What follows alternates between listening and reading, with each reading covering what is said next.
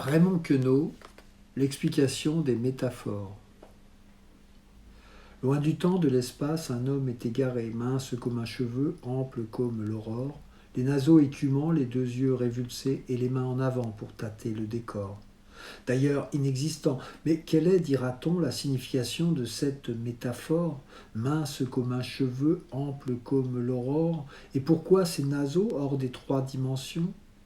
Si je parle du temps, c'est qu'il n'est pas encore. Si je parle d'un lieu, c'est qu'il a disparu. Si je parle d'un homme, il sera bientôt mort. Si je parle du temps, c'est qu'il n'est déjà plus.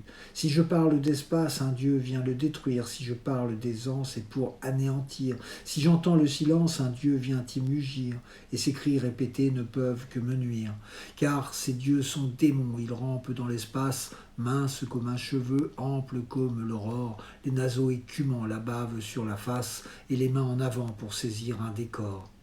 D'ailleurs inexistant, mais quelle est, dira-t-on, la signification de cette métaphore, mince comme un cheveu, ample comme l'aurore, et pourquoi cette face hors des trois dimensions ?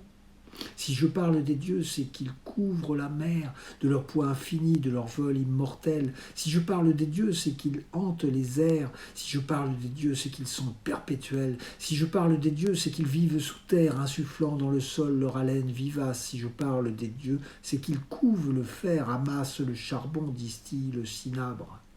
Sont-ils dieux ou démons ? Ils emplissent le temps, minces comme un cheveu, amples comme l'aurore, l'émail des yeux brisés, les naseaux écumants, et les mains en avant pour saisir un décor.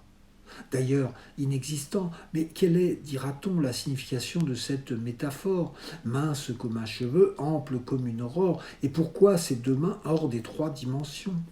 Oui, ce sont des démons, l'un descend, l'autre monte. À chaque nuit son jour, à chaque mont son val, à chaque jour sa nuit, à chaque arbre son ombre, à chaque être son nom, à chaque bien son mal.